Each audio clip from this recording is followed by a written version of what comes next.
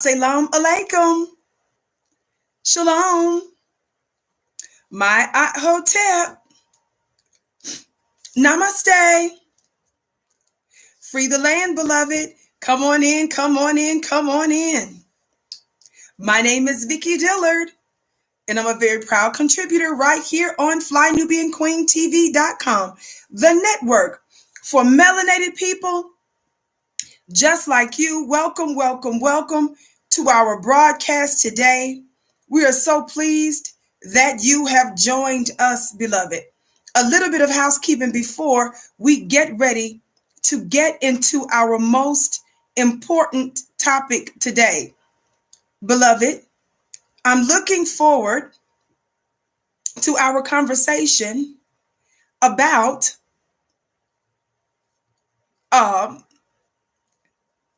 brother DMX and some of the fallout since his very moving and powerful memorial on yesterday and, of course, the weekend. I want to say a big shout out to the Beehive that's in the digital building. So pleased that all of you all are with us today. That's our supporters. Family, I need your help, beloved, to do a little bit of housekeeping before we get ready to get into our most important topic today.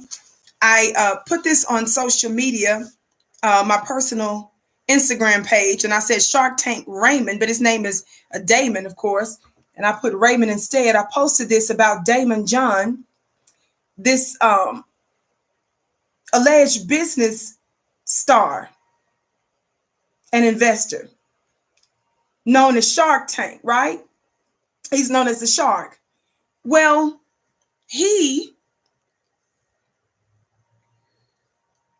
allowed himself to be the latest black male, to be buck broken. I've said this to you on a number of occasions, dear family, and I have to tell you, I stand behind it 100%. Somebody talk black to me.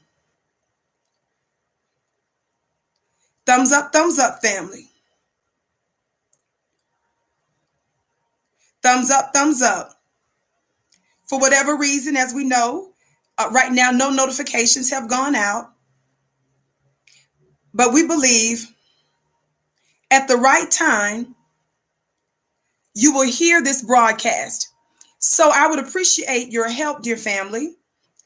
As you come in, please come in giving us a thumbs up, thumbs up. Be sure to like, be sure to share. We ask that you do that because it makes it more likely that other folk will see that we're here. Somebody talk black to me. So on the count of three,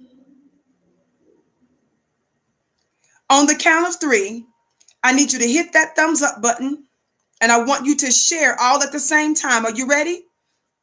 Also on the bottom of your screen, when you see the share button, click on the share button. You can copy the share button, and then you can paste it on your other social media platforms. On the count of three, are you ready? And then shortly thereafter, we're getting ready to get right on into it, okay?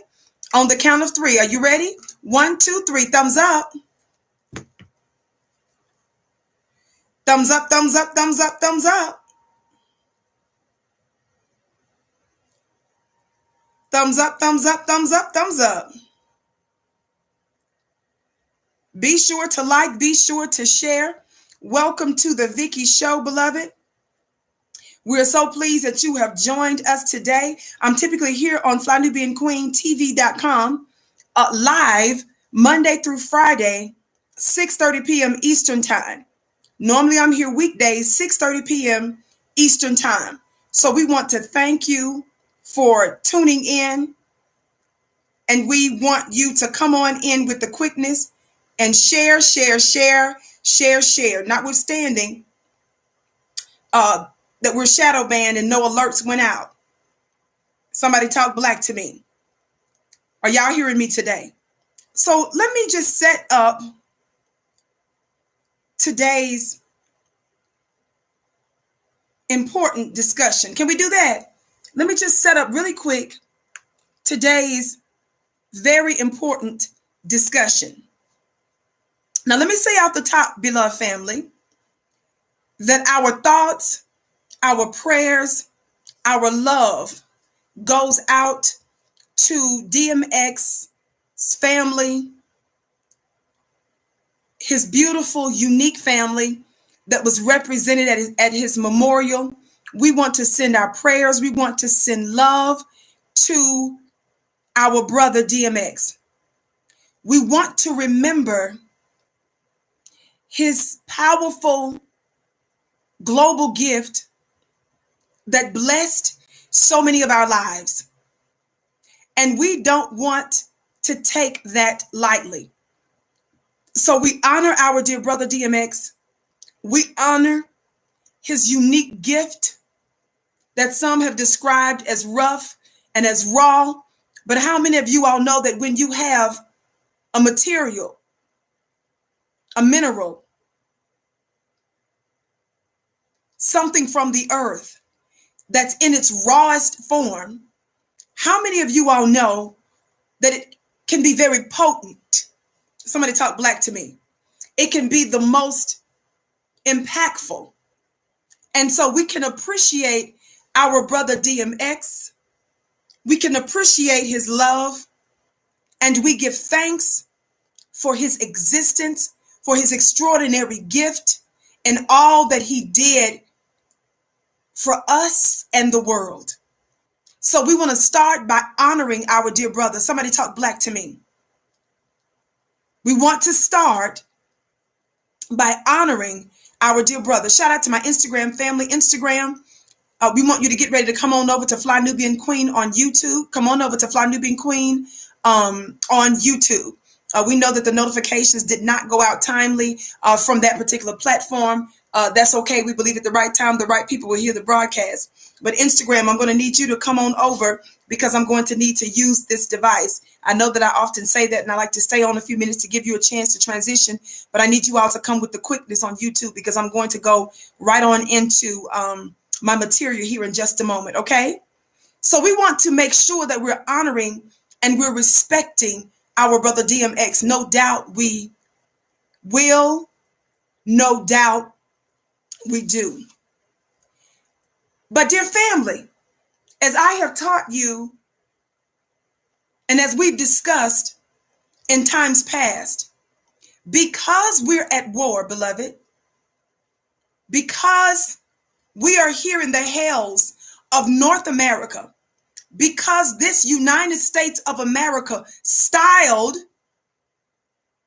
in the holy books under a number of names, Egypt being one, Babylon, Mystery Babylon, among us others, we understand that we are at war with the white supremacist, lying, murderous man of sin, also known scripturally as man of lawlessness.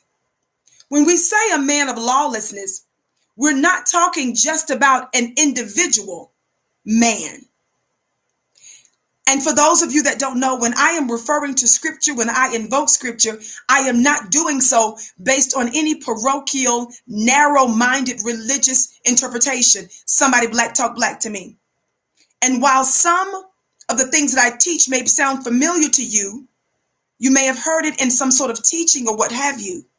Please understand that I reserve the right to expound on the limitless, multi-layered gems and wisdom that lies within the book, notwithstanding the mischief making that took place with the book. I believe it to be a living document that is relevant and that is mostly prophetic, which means that it's just now barely coming to pass in our day. I believe that the holy books speak in algorithm, they speak in code, and we have to be intelligent enough to decode it. Somebody talk black to me. Now, why am I saying that? We overstand from our foremothers and fathers. They left us insight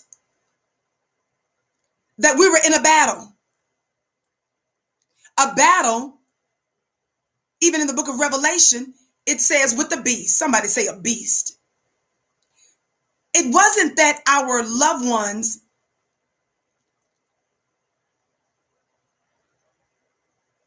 were calling our oppressors an animal or a dog. The purpose of them invoking a particular animal or beast was to highlight certain traits. Somebody talk black to me. Was to highlight certain traits. The manner in which this spirit or this energy or this nation or this people move. Somebody talk black to me. Thumbs up, family. There's not enough thumbs up. There's not enough aggressive sharing. I'm not the Vicki Show. We're the Vicki Show. So be sure to like, be sure to share. Share. We want everybody to know that the notifications did not go out. I've already had folks saying, I don't see you. So some people are finding it difficult to find us today, but I want you to come on in, giving us the thumbs up. Be sure to like, be sure to share. And please do so as quickly as possible. Thank you so very much. Also, make sure that you're subscribed to flynubianqueen.com, and also make sure that you are subscribed to Your Black World on YouTube, because that's going to be another channel that I go live from time to time, okay? That's Your Black World on YouTube. Thank you so much. Instagram, I want you to get ready to come on over to Fly Nubian Queen. HTX, I think you're the most beautiful woman on earth. Oh, thank you, beloved. Thank you for your kind words. I want you all to come on over, beloved, to Fly Nubian Queen on YouTube, Instagram, because I need to use this device. Your sister with the curly braids wants you to come on over. Thank you so much. Now listen. Thank all of you that are sharing and liking and subscribing. Watch this. So many of you are already aware of the fact that Minister Farrakhan has been maligned in the media. He's been slandered. He's been lied on. For those of you that may or may not know, he has spent 60 some odd years of his life. He's about to be, I think, 88. He spent 60 some odd years of his life dedicated to the advancement of Black people. Whether you agree with his religion or not, whether you agree with all of the methods in which he engaged Black people, what is absolutely undeniable is that he has been uncompromising, he has been unwavering, and he has been dedicated in the advancement and the betterment of the Black nation. Somebody talk black to me. We must not miss the forest for the trees. When the white media, I'm gonna need y'all to listen to me real good. When corporate media is flapping their lips and slandering, accusing one of ours of something, I have taught my audience that we do something here on the Vicki Show that's called ask for 2 forms of ID. The reason we say we ask for 2 forms of ID, I see you, Ghana, on my Instagram. Welcome. We ask for 2 forms of ID because we have learned not to even entertain the allegations. I need somebody black to talk black to me. I'm your sister with the curly braids. Y'all better listen. What we know and understand, beloved, is that like one of the revelations, because there are multiple interpretations, there are multiple levels and layers to insight and throughout the Holy Book. What we know from Genesis is that when the God is said to have been walking in the garden, he was looking for Adam and the woman. And when he finally stumbled upon them, they confessed that they were hiding themselves from him because they were naked. He never told them that they were naked. So the first thing the God said to them was, who told you that? I want you to take on the attitude of the Most High God in your life when it comes down to the slanderer. Always ask, always demand an answer to who told you that. Because what we know as it's written is that the devil, as it's styled, or the opposer, is a liar. John chapter 8. When the devil lies, it's written, is consistent with his character. It's nature. Y'all play too much. Come on over Instagram to Fly Nubian Queen. Come on over Instagram to Fly Nubian Queen on YouTube because I need to use this device. It's consistent with this character. And as I've taught you, when we're talking about that the devil is a liar, it's not just the devil lies. It's not like somebody would say, I told a lie. No, baby, that's not the same. It's that the eyebrows of the devil is a lie. The eyebrows you have is a lie. Your eyelashes are lie lashes. Someone talk black to me. Your lip chair, somebody say lip chair, is lie lip chair. Your cell phone is a lie. Your fingernail polish is a lie. Your appointment to the doctor's office is a lie doctor's appointment office. When you parallel park, the parallel parking is a lie. Talk black to me. When you sneeze and your sneeze is a lie. When you put a stamp on your mail, the stamp that you're using is a lie. When you walk into the mailbox to mail the letter, your walk to the mailbox is a lie. When you're snoring and suffering from indigestion, your indigestion and your snoring is a lie. The brown and plastic bags that you use at the store, the plastic bags are a lie. The brown bags are a lie. Your Visa, MasterCard, and credit card, they're all lies. Talk black to me. When your cell phone rings and somebody's on the other line, the phone ringing is a lie. The call coming in is a lie. You at the park, you at the place golfing, the golfing, your golf swing, the golf cart you driving in is a lie. Talk black to me. So this is deep. And we see this major trait manifested throughout American society and by those we consider to be our open enemies. Somebody talk black to me. As you keep hitting that thumbs up button, share, like. My name is Vicki Dillard. We know that the notifications didn't go out, but we want you to keep liking, sharing so that we'll draw other folk into the broadcast. Why do we ask that you do that? Because the word that I'm giving here, which is why we have the gavel, and I've been using the gavel for many years, long before I came on social media. This is a sign of authority. Talk black to me. I don't want you to just get this confused, beloved. We're just seeing a white judge and a white congressperson. Power in this season is coming from the ground up. Talk black to me.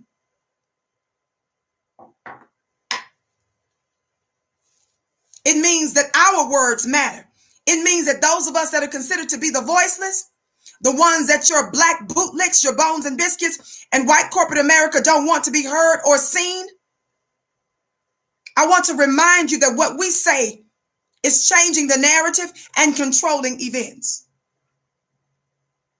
Now, with that being said, about the devil being a liar and a slanderer, the opposer, our open enemy, the oppressor, this is the case that we've seen over and over again. Whenever they get ready to go in on our brother or sister, they always assassinate their character. Are y'all hearing me? They always assassinate their character.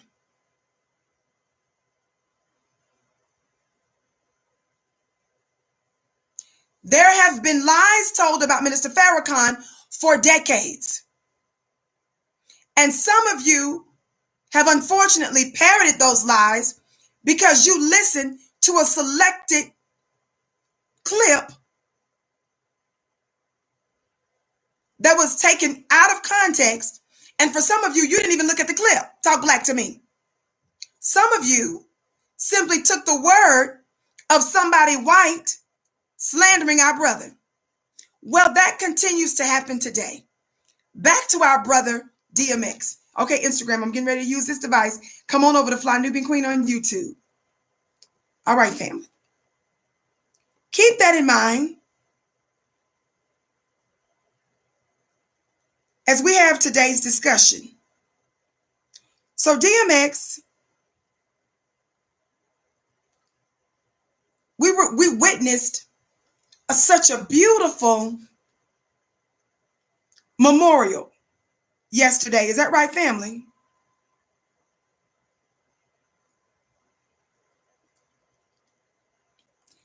witnessed such a beautiful memorial. I'm posting this right now, family. And there are a number of speakers for our brother DMX's memorial. And we were blessed to hear Minister Farrakhan's very comforting and powerful words. All of the black streets, all of social media, black folk from everywhere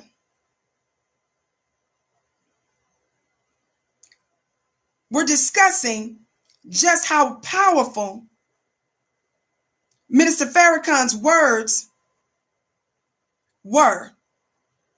Everybody, all of the internet erupted, family. And because all of the internet erupted, and I'm talking about big time erupted, because all of social media, all of not just social media, but the internet erupted, those who hate masculine black men, who exposed white supremacy and who push for the elevation and the liberation and the empowerment of black people, they are enemy number one in this war. Y'all ain't hearing me. I said masculine black men who expose our open enemy, who empower black people, who expose the agenda of white supremacy to destroy us, who's uncompromising. They are enemy number one to our open enemy. So Minister Farrakhan, I think the address might have been maybe 18 to 20 minutes, right? He gave such a beautiful, beautiful address. Watch this. He gave such a beautiful address about our dear brother, DMX. Is that right? And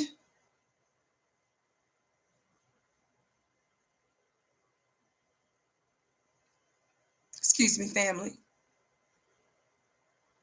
Beautiful address. And so it was so comforting, his beautiful, lovely words. DMX has always had a love and a connection with Minister Farrakhan. Watch this. Shout out, this is what I said yesterday. Shout out to DMX Memorial staff, the family who either requested and permitted Minister Farrakhan to speak before the world at DMX's memorial in the first place. Why am I saying shout out to the family for having the courage to allow Minister Farrakhan to speak? Because so many of you Negroes, you bones and biscuits, are scared to death of Minister Farrakhan, not because Minister Farrakhan is actually bad, but it's because white people told you to stay away from him. White people told you he's bad. Talk black to me, family. Thumbs up, share, share, share. I need everybody to get aggressive about subscribing. Thumbs up, share, share, share. This is important. We've seen the Nick Cannons of the world, God, today. We've seen so many black men in particular and black women. After praising Minister Farrakhan, we've seen them denounce him or take on white talking points. Somebody say, hello, Aunt Jemima Hill. That's Jamil Hill. She's affectionately known as Jamil Hill. Aunt Jemima Hill.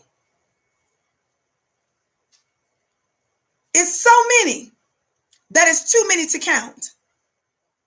We've seen where some of you have at one time stood with Minister Farrakhan, talked about how wonderful and great he is, and then as soon as white people got in your ear, somebody said Daymond John, Nick Cannon, Dwayne Wade, so many more.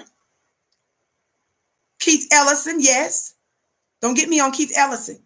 Keith Ellison denied and denounced Minister Farrakhan.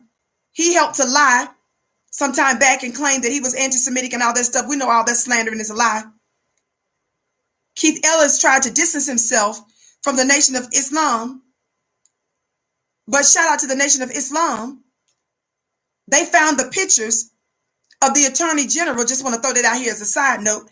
They found that they provided pictures in their publication of Keith Ellison, not only connected to the Nation of Islam at one time, but they showed a picture of him selling the Final Call newspaper for the Nation of Islam.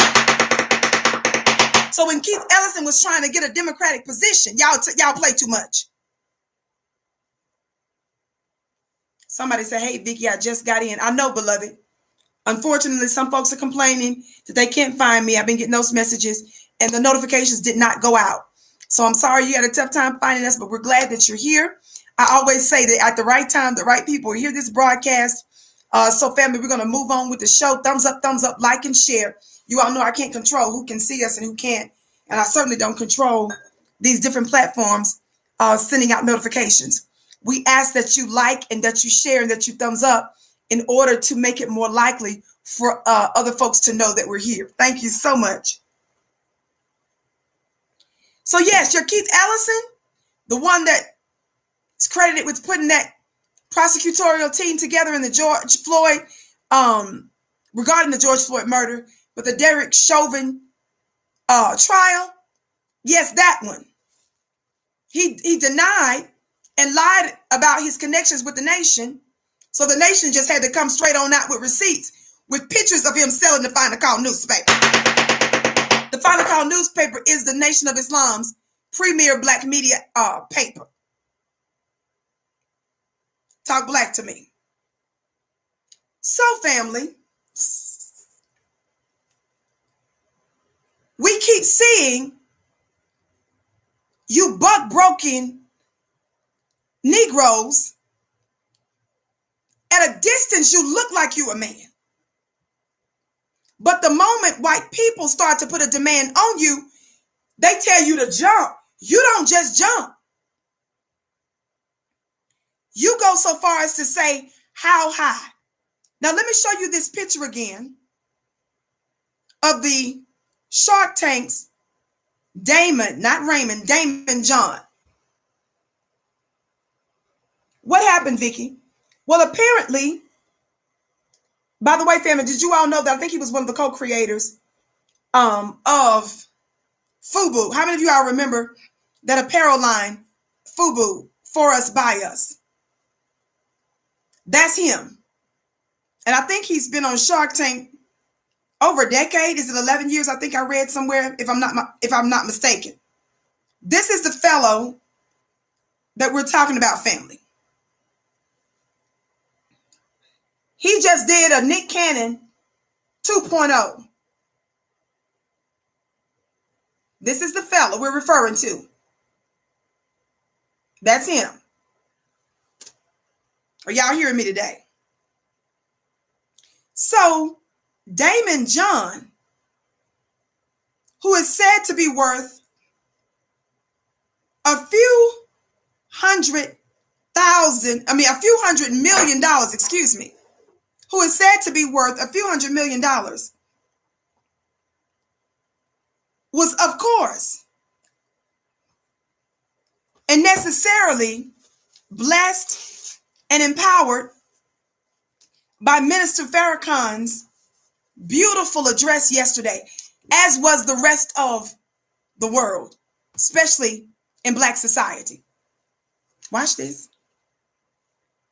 Watch this. This is the tweet. I still keep getting messages from people having a hard time finding us, family. Again, I don't control being shadow banned, which means that the different platforms can sometimes make it difficult for folks to find us. And I don't control the fact that they didn't send out the alerts today. So I apologize for those of you that are having a hard time. Just keep liking, sharing, family. Thumbs up, share, share, share. Now watch this. Look at the tweet, because I want you to see the receipts for yourself. Look very closely at the tweet that Daymond John sent out after listening to Minister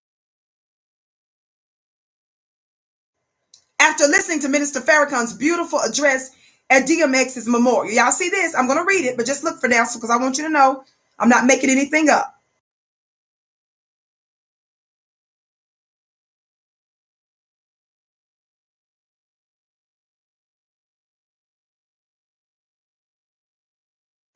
Okay, watch this.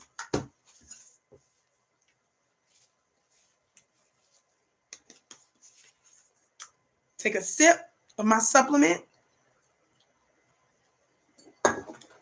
So Daymond John tweeted yesterday after listening to Minister Farrakhan. Thank you all for your kind compliments. You are so sweet. Daymond John says, what a powerful speech from Minister Louis Farrakhan for the DMX funeral. His deep understanding of the Bible and respect for other people's religions was truly inspiring. Hashtag RIP DMX. Do y'all hear that? Okay. Watch this. That's lovely, right? That's beautiful. He says, what a powerful speech from Minister Louis Farrakhan for the DMX funeral. His deep understanding of the Bible and respect for other people's religions was truly inspiring. That's the tweet he put out, family. Are y'all hearing me? That's the tweet he put out. After them people, y'all better don't play with me today. And family, I want you all to be careful of the comments because you all know that some of these platforms unfairly and unnecessarily censor us. So we want to go overboard. We're people of excellence. We cross our T's. We dot our I's. We can still make our point and be honest, but being careful with the language that we use in the comment section, okay? There are different rules on the different platforms that I'm on, so I always have to be mindful of that. Are y'all hearing me today? Thank you so much. Watch this. So he gave this beautiful tweet about how inspiring Minister Farrakhan's words were and how respectful his words were. And y'all, not even hardly a few minutes later, we didn't even get 24 hours. We didn't even get 12 hours. Y'all play too much. We didn't even get 8 hours later. Y'all better listen. He started to get backlash from white people. Y'all play too much. Daymond John, allegedly the shark,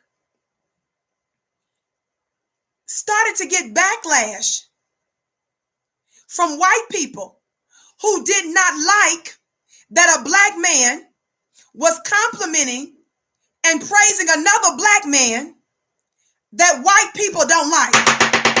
Y'all play too much. It only took a few minutes, family.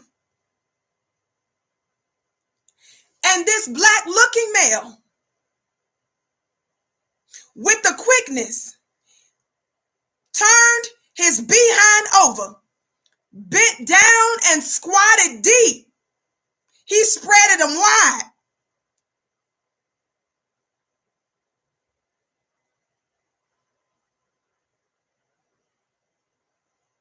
In no limit of time. Thumbs up, family. Share, share, share. Thank those of you that are tuning into the Vicki Show. Let everybody that you know post this on your Instagram, post this on your Twitter, post this on your Facebook, on your YouTube. Share at the bottom of the screen. Let everybody know that the Vicki Show is on. As you all have so affectionately called us, the Black Prime Time Hour with the Vicki Show. No notifications without family. We can't control that. Folks are blowing me up saying that they can't find me. I can't control those things, family. But I always say, that at the right time, the right people will hear this broadcast. So thank you so much for liking, sharing, and subscribing to our show, our network, and our channel. Thank you so much. Now watch this. Let's be clear. As soon as he gave some praise to Minister Farrakhan, and rightly so, racist white people came out and lied. Let's be clear, family. When folks say that Minister Farrakhan is homophobic, when they say that he is anti-Semitic, when they say he's a racist, when they say those things, always know that they're lying. All of those are lies. We are at war. When you're at war, the other side uses propaganda for their own purposes. Media is part of warfare. They're lying, number one.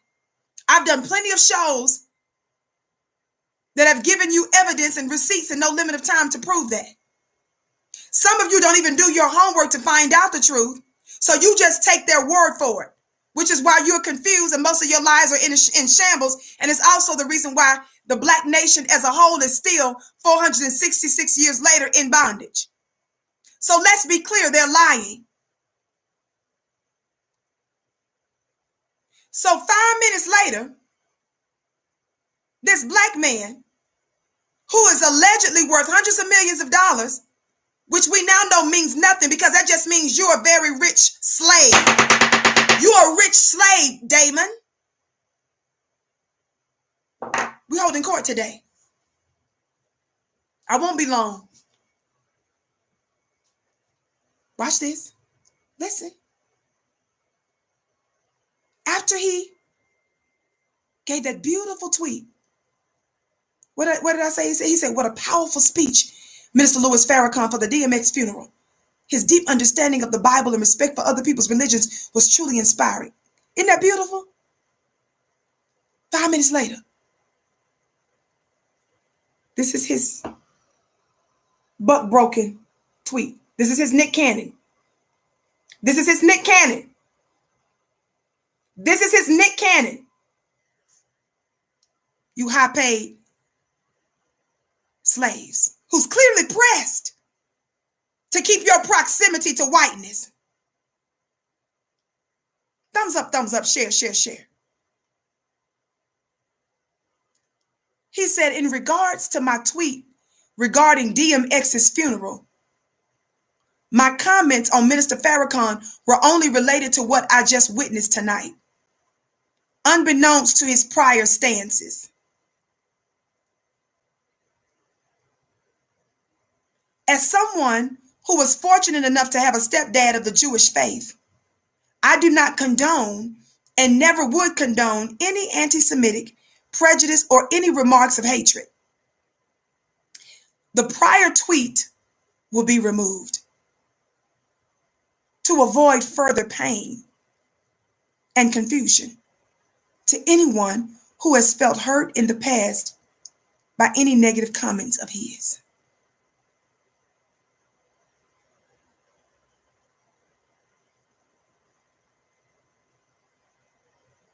You disgust me, Daymond. Daymond, you are a disgusting, reprehensible fraud of a Black man. Isn't it something, family? Number one, first and foremost, as one of my brothers was discussing with me, Daymond John's words are disrespectful, first of all, to DMX. Your words are disrespectful because it was the wishes of his family that knew his heart for Minister Farrakhan, that knew his love for Minister Farrakhan, that decided to have him as a guest to speak in the first place. How dare you, you little disgusting bussy who is so clearly pressed to maintain your proximity to whiteness. You are a high-paid, multi-million-dollar slave. You're not integral. You have no backbone. You are the weakest of the weak. And it's best that you showed who you really are so you can keep your funny looking self on the other side. We don't need you. And for those of you who don't understand war, you are not trying to unify with people who are the weakest link and who in a matter of a minute, because they're racist white handlers tell them to, will disrespect, slander, and spit in the face and assassinate the character of their own brother to stay in the good graces of white people. Somebody talk black to me. For the record, Daymond, white supremacy can have you. In fact, we're throwing you away. There's going to start to be, we're going to continue to call out you funny looking Negroes. The reason why there is an epidemic, a pandemic of bones and biscuits of Sambos, Aunt Jemimas and Coons and such is because you guys have gotten away with it and you have not been held accountable. We are not even trying to keep you. There is a necessary division that must come if you're going to be effective. I have often talked about this. I don't have any official ties, formal ties, in terms of the nation, to speak on behalf of the nation. I'm not coordinating with anybody. The thoughts and opinions that I'm expressing are my own. And they're not necessarily even those of the network or our affiliates. They're my own. But just like there is a test for soldiers in the U.S. military, we have a test. And we've determined that you are completely unqualified. You are fake. You are fraud. And you, brother, are masquerading around. I called you brother. You masquerading around as a brother. You are black looking. As I've said before, dealing in this white supremacist war, the problem, the issue we have, number one, is the racist white supremacist. And number two, the racist white supremacist black people. So we have the problem of the racist white people, and then you have racist white people's black people. Thumbs up, thumbs up, thumbs up, family. Now I want you to listen to this Nick Cannon-esque apology. This is the issue that I had with Nick. Nick Cannon has been on an apology tour for the past year because his rabbi friends, his white rabbi friends, lied about a black man. Several, in fact, because they slandered Professor Griff, who Nick was having his conversation with in the first place, and they slandered Minister Farrakhan, and by extension, black people in general. Nick was willing to throw other black men under the bus to save his little pathetic career. Nick, like Daymond John, said that the reason they're apologizing is because they said they hurt white people. They hurt the white supremacists. White people started to complain. White people were lying about their complaints. So you silly Negroes bent deep, deep. You bent way down and deep.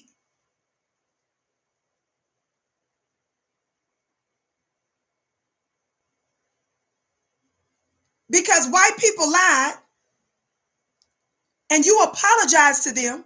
You took your tweet down. Watch this. Watch this. And you said you did it because of the community, the white people's community that you hurt. Let's listen to Daymond's apology again. Thumbs up, family. Thumbs up, thumbs up, thumbs up. Share, share, share. Family, yes, we're shadow banned. I've gotten too many messages of folks saying they can't find me. No alerts went out, but that's okay. We believe at the right time, the right people will hear this broadcast. I'm going to still give it to you like I'm talking to 10,000 people live and hundreds of thousands later. Talk black to me. So thank all of you that are sharing. Thank all of you that are giving us a thumbs up. Do it right now. If you got 5 people following you on your social media platforms, it doesn't matter. Share, share, share, share, share. I want to get done at a reasonable time. So please share this on your social media pages. Thank you so much. Listen to Daymond's apology again. He said, as someone who was fortunate enough to have a stepdad of the Jewish faith, I do not condone and never would condone any anti-Semitic prejudice or any remarks of hatred. He said the prior tweet will be removed to avoid further pain and confusion to anyone who has felt hurt in the past by any negative comments of his. Do you see how he just sat there and said he's doing this because white folks, because these are the only people that's complaining. He said because white people are hurt. The most privileged people who are responsible for the enslavement of black people, who are responsible for black codes, who's responsible for chattel slavery, who's responsible for convict leasing, who's responsible for sharecropping, who's responsible for Jim Crow, who's responsible for new Jim Crow, who's responsible for gentrification, who's responsible for re-gentrification, who's responsible for redlining, who's responsible for gerrymandering, who's responsible for the prison industrial complex, who's responsible for bringing crack cocaine, drugs, heroin into our neighborhoods, who's responsible for stealing us, kidnapping us, and exploiting our labor, who's responsible for stealing our land, who's responsible for lynching us and setting us on fire and ripping us apart, who's responsible for the complete undoing of the black man and the black woman. Daymond sympathizes with them. And Daymond says he prioritizes the oppressor's feelings over yours. Why am I bringing this up? Why am I calling Daymond the shark? Allegedly. Baby, you ain't no shark. You're funny looking stuff, a little goldfish, baby. One of them goldfishes that die after a week and we just flush down the toilet. You ain't nobody's shark, little goldfish. You ain't bad, Negro. You ain't powerful. Because you got your Becky on your arm. You got a little TV show and you surrounded by white men. Fool, sit your weak, broke self down. You're not experiencing the real rich. You still a slave, fool.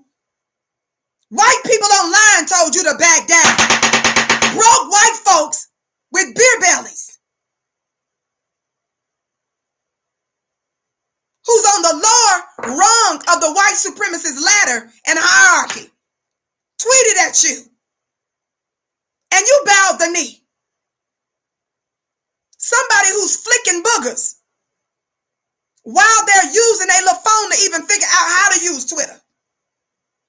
Somebody that took a tinkle and didn't wash their hands. Somebody that's missing by 4, 5, 20, 40, 30, 15, 16, 100 teeth, and brown and gray, who has special days of the week that they even take a shower. And that's under pressure. That's who punked you, in part. You a multimillionaire with your little Karen on the side. And you slandered your brother, Minister Farrakhan.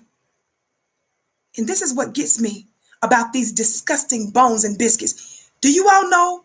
How many of you all have heard people say, Vicki, why Vicki always going in on certain black people who do the bidding of white supremacy? I can't catch a break because you guys keep popping up your funny looking heads. The target that I'm trying to expose is white supremacy. You Negroes keep jumping in the way. I can't catch a break because you are not our brother in the first place. You are an enemy.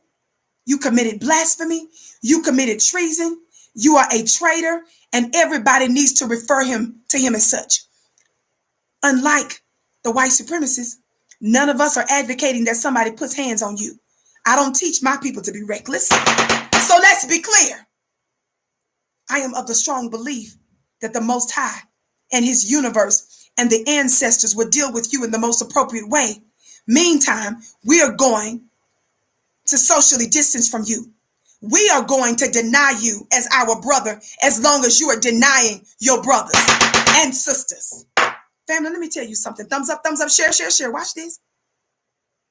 For those of you that are just coming in, my name is Vicki Dillard. I'm typically here on Fly Nubian Queen live weekdays, 6:30 p.m. Eastern time. So glad some of you all are able to find us. I know there are others that can't, that haven't. At least my phone has been blowing up saying people can't even find us. Though some of you have. No alerts went out. That's okay. I always say it doesn't even matter. I always trust that at the right time, the right people will hear this broadcast. But when you like, when you share, when you give us a thumbs up, thumbs up, thumbs up, when you engage, you make it more likely that other folks will know that we're here. Thank you so very much for not just listening to these words, but engaging by helping to be our marketing team. Like, share, share, share, like, share, and subscribe. Thank you so very much. Family, stop saying when it's not even relevant, is she going after another Black person? Slowness, with all due respect, with your slow self. Somebody put the turtles in the chat. We don't have time to wait for you to catch how your enemy uses Black looking people. Just because somebody is Black doesn't make them your brother and sister. Some of them are strategically used by your open enemy. They're masquerading as your brother and sister, but they're actually Black white supremacists. Now, I want us to go back to the last part of his Nick Cannon apology to white people. See, this ain't just about religion and a lot of Jewish people, white Jewish people, because you all know it's disgusting when I hear people start to invoke religion when Black folks, we invented and we are the inspiration for, especially as Hebrews. If you want to call folks a Black Jew, even though we know that the letter J was not initially around and is not a part of one of the original language, it's been come to known as Jews. We know that we're the mothers and fathers of that. We welcome other people. We love to share our religion with others. We're not talking about someone's religion. We're talking about the white supremacist that's hiding in religion. Don't get us twisted. We're the most respectful people. We're the most religious people on the planet. We love everybody. Jews, Muslims, Christians, Buddhists, Hindus, non-denominational, atheists, agnostics.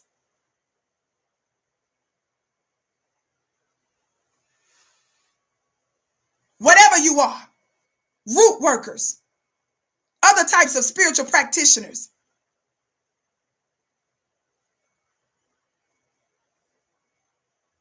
When you're not spiritually intelligent, and the only thing you live by are these things right here, you're easily fooled. I'm going to say that again. When you are not spiritually intelligent, and if the only thing that you live by are these things right here, that your natural eyes, you are someone that's easily fooled.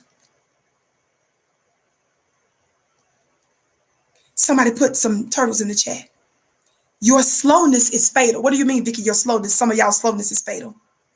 What I mean that some of your slowness, you taking too long to catch what's going on is fatal. I use this analogy a lot. How many of you all know that if somebody called you, let's just say it's your father. In fact, let's say you are not even, your father didn't even call. Let's just say you visiting your father. Your father appears to be having a heart attack. You say, okay, Dad, get in the car. Let's say you see that there is evidence and signs that your father is having a heart attack. You get him in the car. You don't go to the emergency room first. Keep thumbs up, share, share, share, family. No. You stop at Whole Foods. You stop at Whole Foods talking about you going up in there to get you a vegan salad.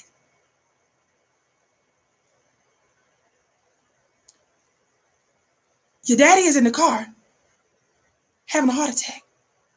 And you say, I'm going to get you there, Dad, but let me stop real quick. Because I don't know how long we're going to be in the emergency room. So I need to stop and get me something to eat. After you leave out of Whole Foods getting your vegan salad,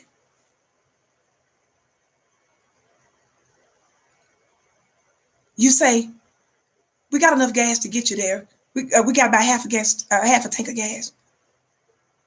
But I don't like to drive my car without a full tank. So you say, okay, I done got my whole food vegan salad. I done made that up, y'all. I don't even know what I'm talking about. And then you say you're just not comfortable driving on half a tank of gas. So you say, Dad, hold on. We're going to get you there. You're going to be all right. So you stopping 3, 4, 5 people in front of you in line to get some gas. Big old long line. You patiently wait in a long line for some gas. Then you say, okay, now we headed on to the emergency room. Then you say, oh, shoot, dang it. I forgot to pick up my dry cleaning. My shirt been down there for about a week. 3 of my shirts been down there. Dang. They just messaged me to come down there. And I forgot. Dad, it ain't that far from the emergency room where we're going to. So you just left Whole Foods. Long line at the gas station. Now you say, let me stop at the laundry to pick up my shirts that are pressed that I forgot to pick up. Dear family, your slowness, your failure to act with the quickness to get your loved one to the emergency room could be the difference between life and death. We don't have time for you to stop to get your vegan salad at Whole Foods. We don't have time for you to get gas and to pick up your laundry before you get your loved one to the emergency room because they're having a heart attack. Time is of the essence. That's how some of you are socially with us. You want us to be patient for your slow self to get what's going on in this war with white supremacy. You want us to bear with you.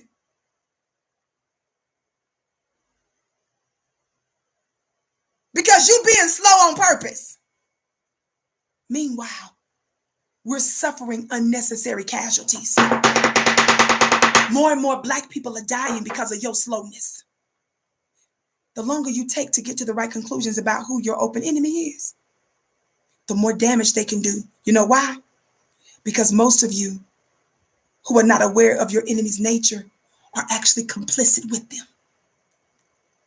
You are unwittingly working with them because you don't see them as they are. We don't have time for you to stop to get your little salad at Whole Foods. We don't have time.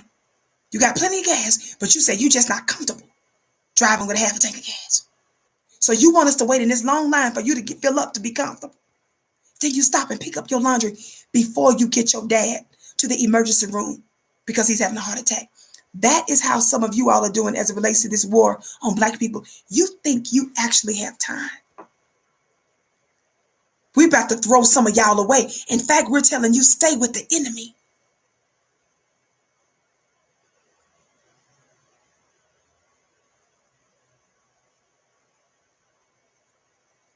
Thumbs up, family. Thumbs up, family. Thumbs up, share. Listen to the last part of Daymond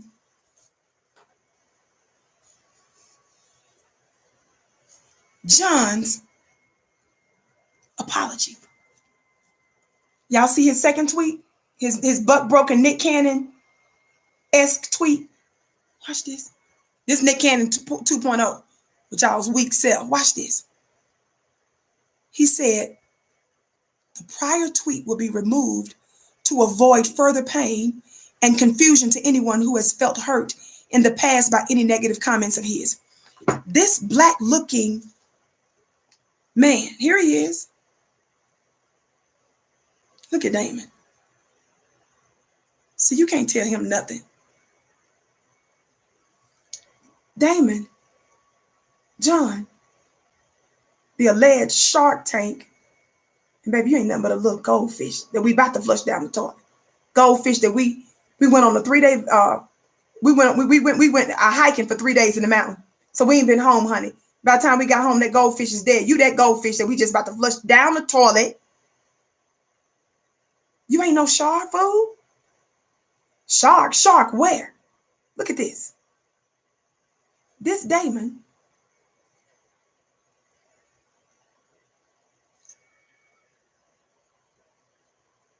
dissed Minister Farrakhan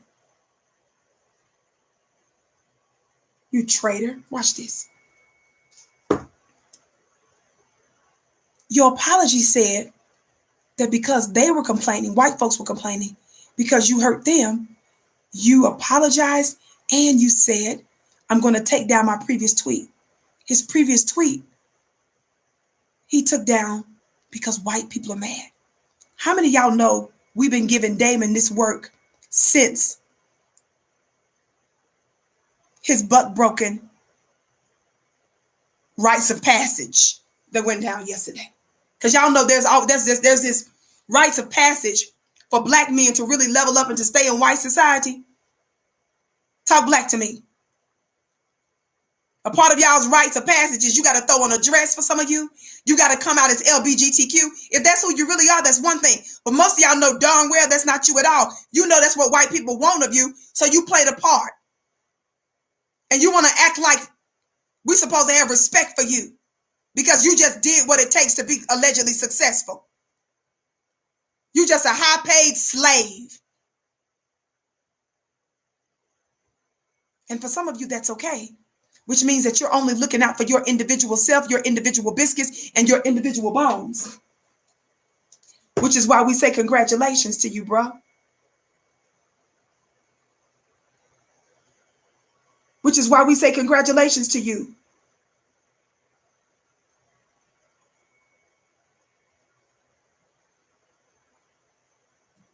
I bring up the last part of his apology that he took action because white people are upset. But there are way more black folks that are upset. Has he taken down that weak apology, apologizing to white people? He prioritized the oppressor's feelings being hurt over ours. See, Nick Cannon did the same thing. Nick didn't care that we felt he betrayed us. They only care what the white oppressor thinks. This is another reason why you all are the most disgusting of all. This is why you're so shameful to some of us. Thumbs up, family. Share, share, share. Thumbs up, thumbs up, thumbs up. Somebody else just said, that's deep. Listen, notice he took action because white folks say they're upset. But you're seeing the overwhelming number of black folks in the streets who say that they're upset with him for capitulating and slandering Mr. Farrakhan, capitulating to white people and slandering Mr. Farrakhan. He don't take action for you. That tells you what he thinks of you.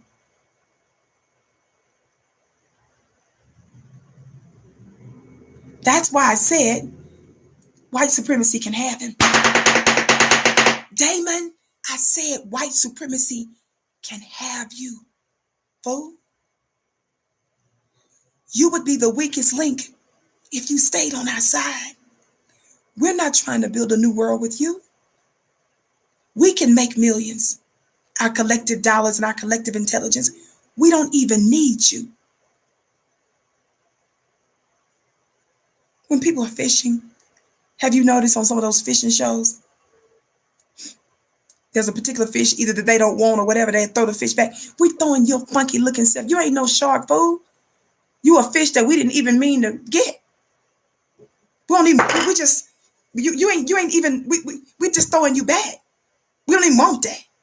We don't even want you for lunch. We throw you back in the water. Somebody talk black to me.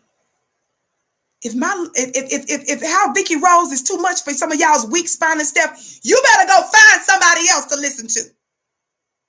Because you don't believe we're at war. If you believe we're at war, you guys wouldn't be tripping like you're tripping. Somebody said you a baby guppy. You better say that, sis. He sure is a little guppy. Put your little goldfish in the chat. Thumbs up, thumbs up. Somebody said a beta fish. I know that's right. Watch this. But what I find fascinating, and maybe some of you all didn't notice this,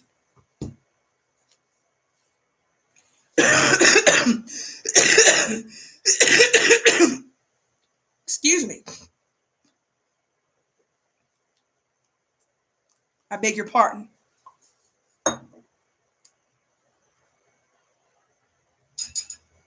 What some of you may not have noticed, and I got to get into this. I got to get into this. I got to get into this. I've been hearing some of your little cable TV talking heads. Y'all know all those black folks that you see on cable news, Fox, MSNBC, CNN. You know all them black folks that got their little TV shows or people let them come on and talk on their shows. They say that they have the interest of black people. You have folks that say that they're conscious activists. They say they in the streets, right? I'm not disrespecting anybody. We don't have to disrespect. I'm just saying this is a problem. Where they at on the Farrakhan talk? The thing that's trending the most. The thing that shook the world yesterday. It's Minister Farrakhan. You know those networks are desperate for ratings. You all know that we're the ones that make the streets hot. All of black society is talking about this Farrakhan stuff. Those that are up and out, those that are down and out. Talk black to me! If there's an overwhelming number of black folk that's talking about a subject, I'm going to ask y'all something. Go to your little favorite activist pages. Go look at your black Lomina Joy reading them pages on social media. Watch their shows if you can stomach it. Pay attention to who's not talking about this when this is one of the highest rating things that's going on now. When we're talking about Farrakhan, this is not about whether or not you're a Muslim. This is not about whether or not you're in the nation. This is about whether or not you care about black folks. We talking about B1. Somebody say B1. You've got stars, the up and out, the down and out. You had millions of folk. People that claim to represent the streets. I tweeted this out earlier. By the way, follow me on Twitter at Dillard Vicki. Follow me on Twitter at Dillard Vicki. That's VICKI, Dillard Vicki on Twitter. Watch this. I tweeted earlier. I said, how you conscious folk out there claiming you speak for the streets? The streets is hot with the Farrakhan talk, and we can't find y'all's posts, your tweets on the highest rating thing to talk about. You real quiet on.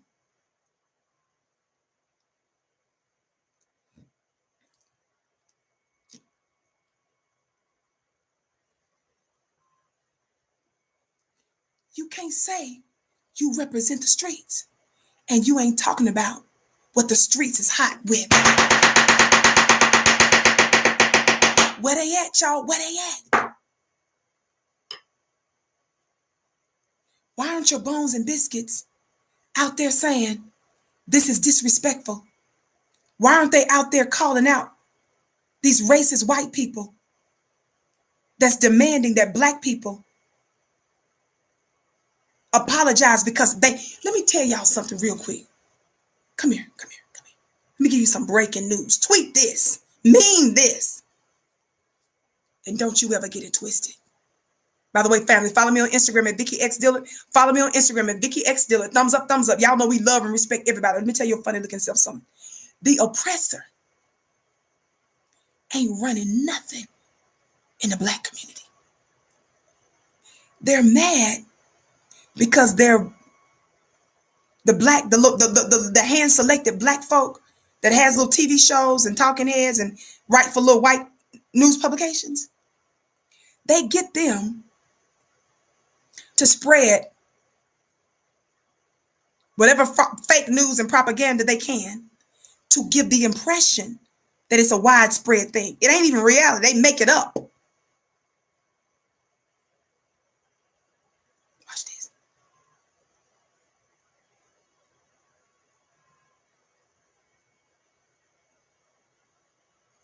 I want to give y'all a word to take back to your white bosses.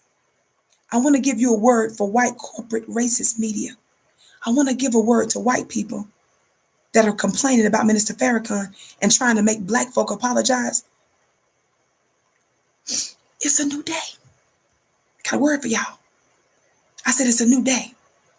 Y'all ain't running nothing over in the black community. The oppressor doesn't get to dictate who our leaders are, who our heroes are. You finna mind your own white business. because y'all got a whole lot going on in the white community. So you don't have time to be running your mouth about what's happening with us. And you funny looking Negroes that's allowing strangers to put their 2 cents in our black business, we about to throw you back in the water like a little fish we don't want. You ain't no shark, baby. Look, guppy. Gup, gup, gup. Did y'all hear the breaking news I just said? I said the oppressor doesn't get a say. The oppressor's opinion. Jane Elliott, we don't care what y'all think. We're not looking for the campers' opinion. We are the original people. It's a new day. We're not Uncle Roro and them. We're not Attorney Crump that gets excited because Joe Biden told him he's going to put him on Air Force One. Oh, we're going to hold you to that, Mr. President. We're not Reverend Al Sharpton that need to go eat. You lost weight and you lost consciousness. Go eat. We're not people, Reverend Al Sharpton, that had Joe Scarborough, when Joe Scarborough was in Congress. Joe Scarborough initiated. It wasn't as successful, but he initiated a rebuke of you, lying on you. Remember that time? Joe Scarborough, who's on Morning Joe on MSNBC? Joe Scarborough used to be in Congress.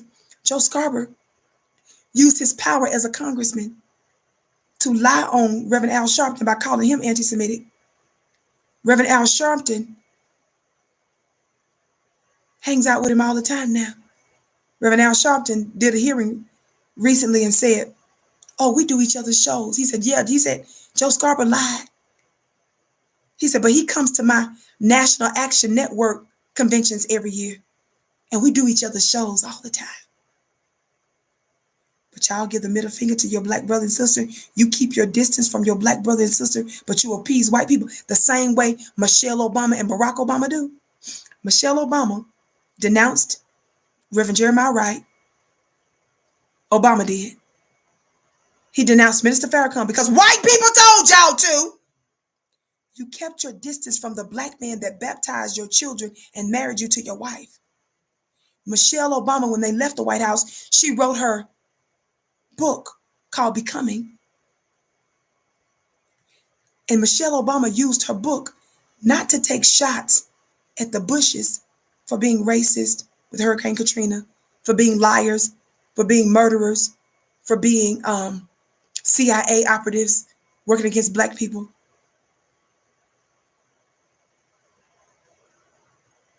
War criminal. No, Michelle Obama came out and said that she and George Bush and them, she said that they have similar values.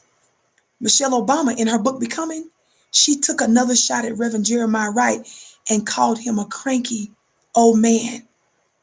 In other words, that's about the language she used, because of his position on racism in America. And you guys wonder why I give Michelle Obama that work and why I call her a LOM. She's also a part of LOM, hashtag LOM, the League of Mammies. I don't care what you think about your forever First Lady. You didn't use your book to dog out white supremacy.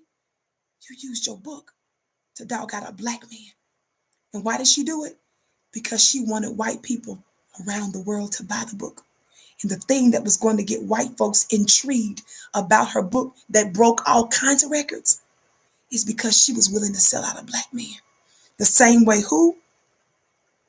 Oprah Winfrey sold out who? Michael Jackson. The same way Gayle King, her homegirl Gayle King, sold out Kobe Bryant. The man wasn't even buried yet. And she brought up fake false charges in order to help their white networks and their white handlers get ratings and get extra money. She dogged out R. Kelly in an unnecessary way because it drove up the ratings. And it's what secured Gayle King's $11 million contract when she renewed her contract. Talk black to me. Jamil Hill, when white people were complaining about Deshaun Jackson, when white people were complaining about Minister Farrakhan, Jamil Hill ain't Jemima Hill.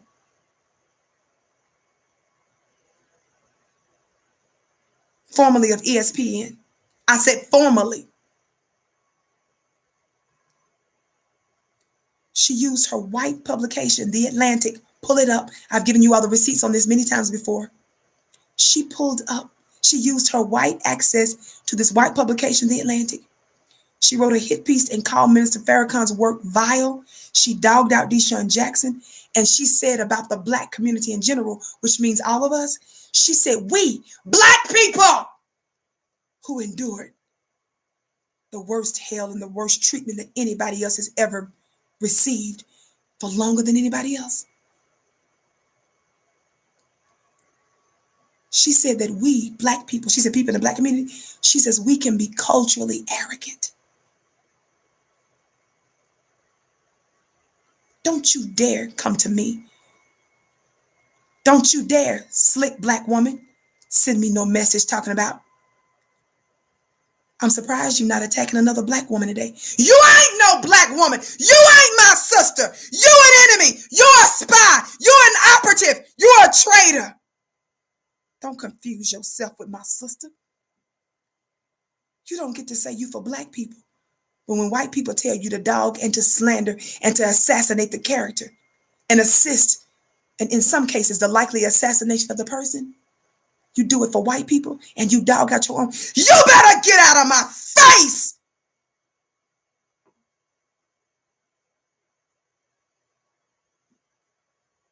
Because the ones I call out are the ones that know better. They're the ones that have more knowledge, more insight, more access. You are somebody that's so busy paying your bills and raising your kids and paying off your student loans and putting money on pooking them books. You, no disrespect, don't even have the wherewithal to even know what's going on. So when you got somebody like me that's trying to give you the heads up, you want to sit there and question me in a way that you know you never would. Your open enemy. Yeah, question me, vet me, double check me, but you better make darn sure that you don't put me through any rigorous test, that you don't even put your open enemy under. When they tell you something on CNN, when they tell you something on Fox News, when they tell your funny looking self something on MSNBC, you don't even question it. The weather people tell you it's going to be 70 and you go around talking about it's going to be 70.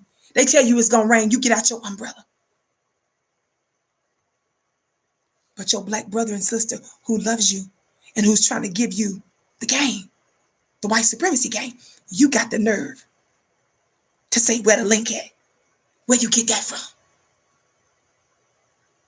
I always give you the receipts, and everything I say, no matter how passionate I am about it, is always based on intelligence, on truth, on belief and information. I'm having to help you retrain your little sick, twisted, Aunt Jemima Sambo mind. You questioning me for in a way that you don't never question your open enemy. They say something about your black brother and sister. Somebody got shot. Somebody had a knife. Somebody had this. And you gonna sit there. Under no circumstances do I ever take the side of our open enemy. I said under no circumstances. But what if in this case, this one off chance, the white supremacist is right? He can be right. I ain't finna use my platform to help you because I speak for black people in this war. Don't sit there and act like I'm neutral. Fool, you at war. Where's there a neutral zone in war? I'm a truth teller. If somebody's white is telling the truth for my black brother and sister, I'm not going to use my voice to help them. We're at war, fool. My allegiance is to the black man and the black woman that you made other than themselves. My allegiance is to that black man and that black woman that have now taken on the traits of the enemy. Some of you are starting to act like your open enemy because we've been under them too long. That's why some of us are saying, to get away from them. That's why some of us are saying the solution to some of our problems. The same way when you incubate a premature baby, we call them preemies. Thumbs up, thumbs up, thumbs up. Family, don't get complacent. Share, share, share. Y'all know my message has been blowing up where some of y'all said y'all couldn't even find me. Others were able to find me. No alerts went out. Family, keep liking, keep sharing. My name is Vicki Dillard. I just want you to know I'm typically here weekdays, 6:30 p.m. Eastern Time, right here on FlyNewBeingQueenTV.com. Watch this. We're at war. What you mean you neutral? Yeah, I call out black folks when they're cooperating with white people. When I'm telling some of you to put the weed down because you're trying to be high and you excited that stuff is legal now. You are not understanding it's a trick to keep you docile so that you're not even able to recognize the seriousness of the times we're in so that you cannot properly respond.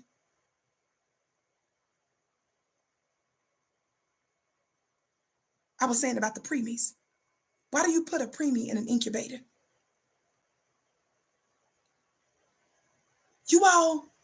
Some of you all are talking about black on black crime. You talking about, and which we know that's a lie. White people made that up. Some of the figures we know are even doctored. But in the black community, we do have a problem with us destroying each other. My point is, why do we have that problem? Who did it? Some of you can't even know the hand that's rocking you until you get away from them, which is why some of us advocate getting away, making your neighborhood safe and decent places to live, training your own, teaching your own babies, trying to do business as much as possible with each other, making the world for yourself, operating as a nation within a nation. That's your way of incubating, because some of the stuff that we're saying is a problem amongst each other, some of those problems would leave if we could just get from under the influence of our open enemy. If we could just get from under the influence of our open enemies. Do you all know the many ways, the myriad of ways that we could finally come to ourselves because we're not dealing with competing influences? My problem with black folk is that when you have knowledge of what the open enemy is doing, when you know who's responsible for flooding the community with the drugs, with the violence, with the alcohol, with the killer food, killer environment, killer water. Talk black to me.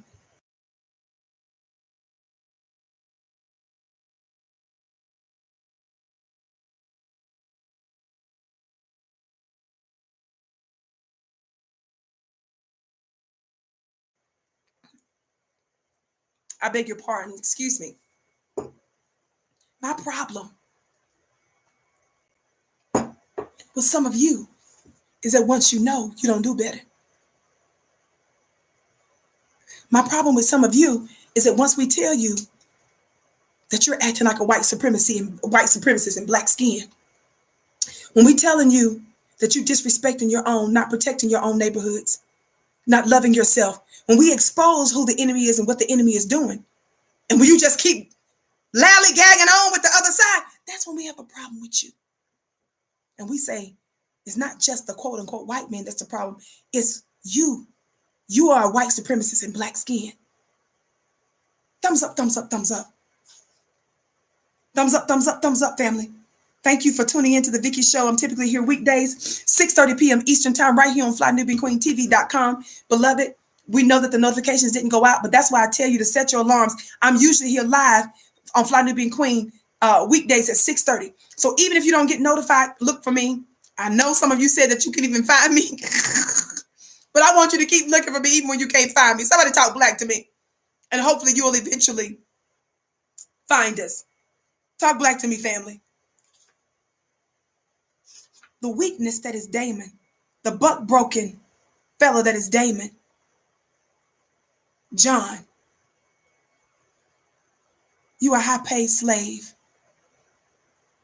You're a traitor. You disgust us. Nick Cannon 2.0. Let me say something to you guys real quick. Why are we sitting here? How many of you all remember of the speakers that spoke yesterday, Minister Farrakhan was the most inspiring. Is that right? How many of you all remember they played a message from a white man by the name of Lear Cohen? Talk black to me. Y'all keep thumbs up, share, share, share.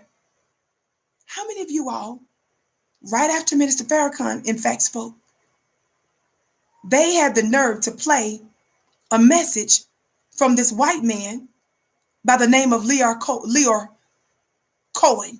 How many of y'all heard that? Some of you don't even know who that is. As soon as I heard the name, I was disgusted. A family member was here helping me, my medical aid. She heard me going off when I heard the announcer on because they did the memorial from on BT, and I was disgusted when I heard them say Lear Cohen. How many of you all know that Vicki did a show on him last year? How many of y'all know that? Some of you don't know who he is. It was for DMX's memorial, but Lear Cohen is a devil. They didn't show his face, and thank God. They didn't show his face because Lear Cohen knows what he is. He's a vulture. He's a white man in the music industry that pushes black death, black murder, pushes disgrace for women like the Cardi B's, the whole Megan Thee Stallion and the WAP folk, and him and his colleagues. He and his colleagues. For those of you that don't know, I tweeted this yesterday. That's him. Look at this white man with his middle finger. He took a picture like that. Y'all see this white man, Lear Cohen? Lear Cohen said some stupid, incoherent words at DMX's memorial yesterday. That's who they played. That was that white man's voice you heard with some music and whatever that mess was in the background after Minister Farrakhan, right? Watch this. For those of you that don't know, this is a picture of him when he was on. Can y'all tell what he's on right there?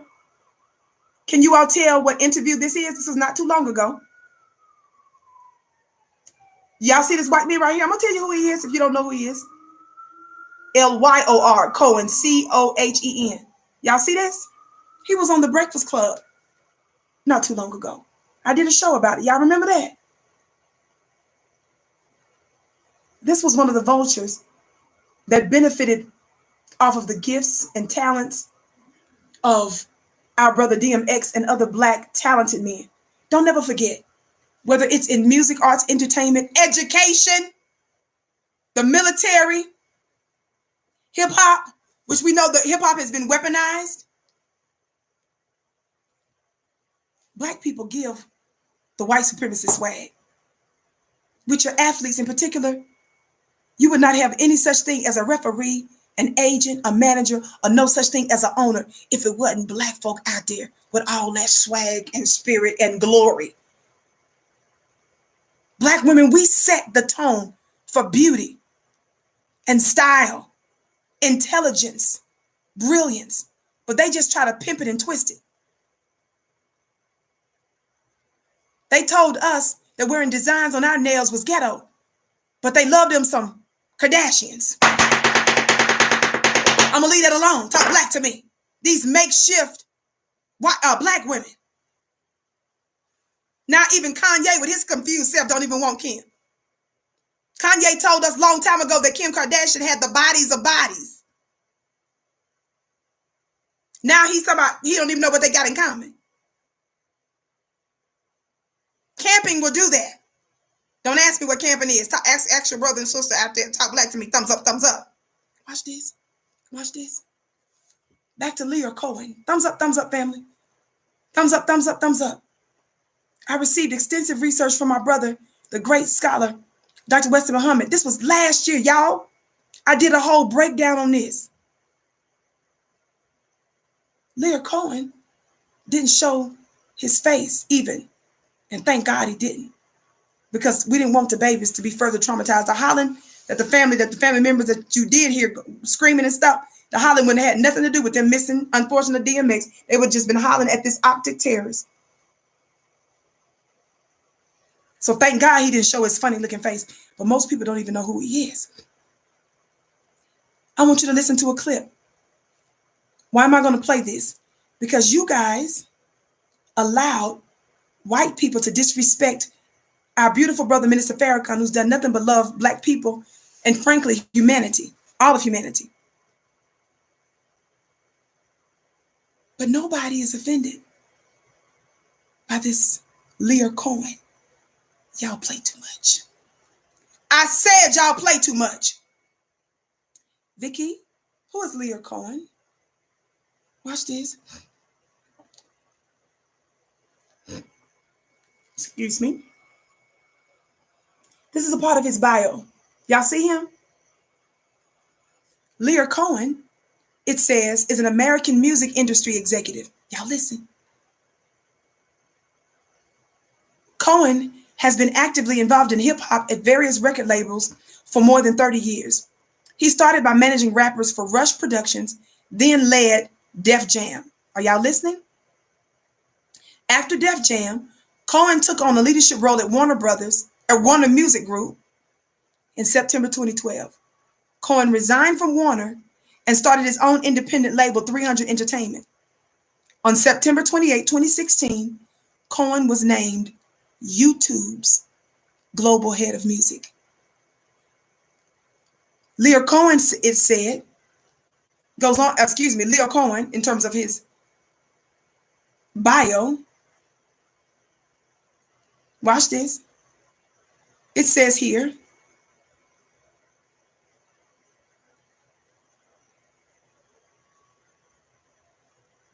that he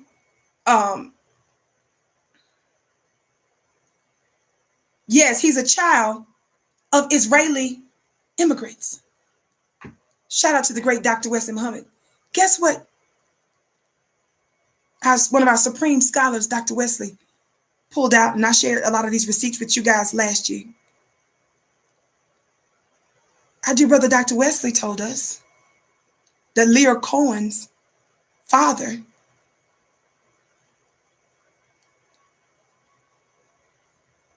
always wanted to be a part of war, of doing something specifically concerning making war with black folk. Lear Cohen's father apparently was never able to do it. So Lear Cohen did not engage in war, physical war. According to our brother Dr. Wesley, he said instead, Lear Cohen decided to wage war with black folk using the music industry.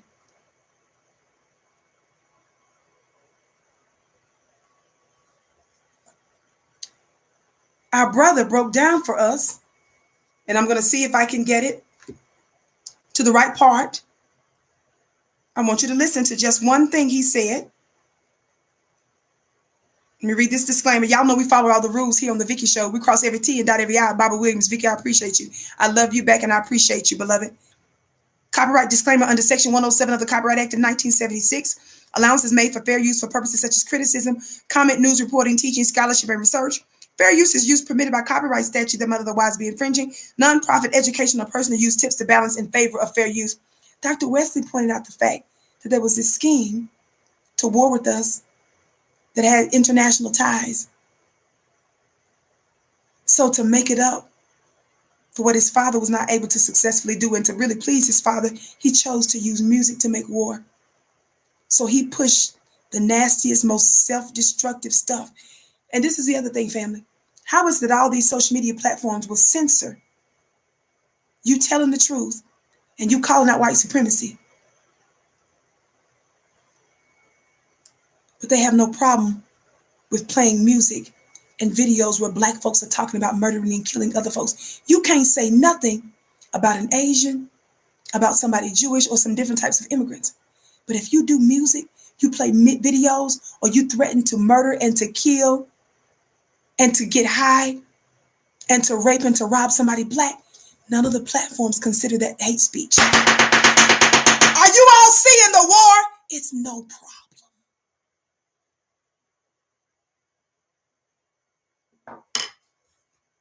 Thumbs up, family. Thumbs up, thumbs up. Watch this. I've already read the Copyright Act, right? The copyright disclaimer under Section 107. Watch this.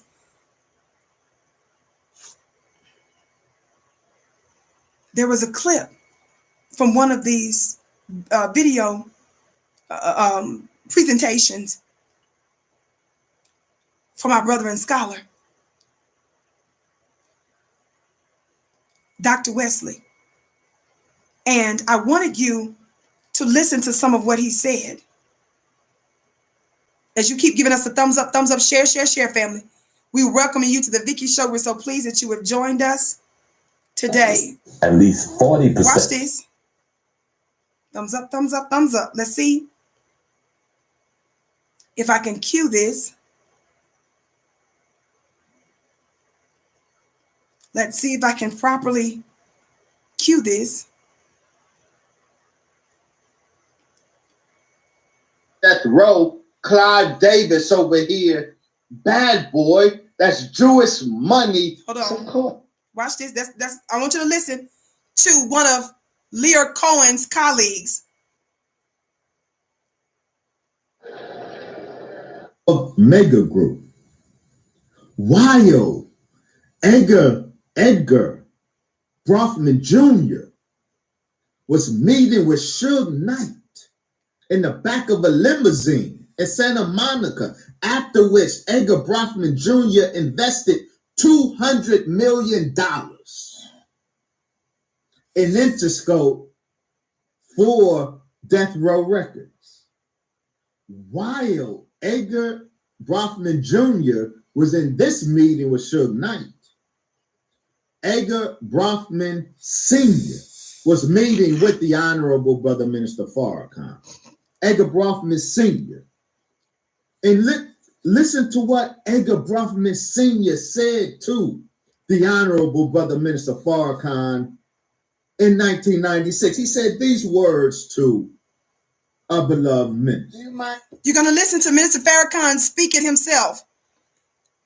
The Bronfmans that you're hearing about now are the same types of people that Lear Cohen is. These are the same colleagues and the culture vultures that use music, that weaponize hip-hop, that weaponize music to undo black people. While he was sitting there telling you how one of them, the son, was meeting with Suge Knight in a limousine, the older one was meeting with the Honorable Minister Louis Farrakhan some time ago. Some of you all don't even know that these kinds of things are happening. And I'm just trying to let you know these are the circles and these are similar schemes that Lear Cohen is engaged in. I'm getting ready to let you listen to another clip in a second, but just indulge me for just a couple of minutes here, okay? This is very brief. Y'all know I give nothing but receipts. I want you to listen. Thumbs up, thumbs up. Thumbs up, thumbs up, thumbs up. If I share this story with you, his name was Mr. Edgar Bronfman. Billionaire. Shenley Company. Was it Shenley? Seagram's. See, I know you all know. Did you all hear that? Seagram's. I see some of y'all putting the name in there. Y'all remember. Somebody just said, educate us, Vicki. You know I'm going to do it. I've talked about it before. Some of you new people don't know how Vicki roll. Y'all think I'm just being funny and slamming a gavel and talking crazy. Y'all just keep listening. Thumbs up, share, share, share. I was in his penthouse.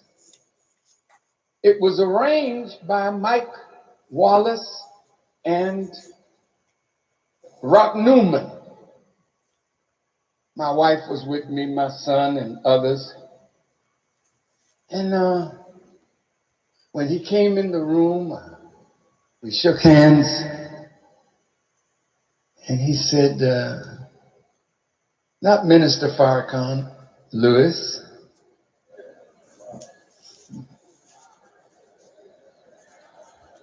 See, white folks talk to you like that. Damn. See, they all feel that they own us. And you never grow up big enough for them to call you mister. See, but they're dealing with a different black man today.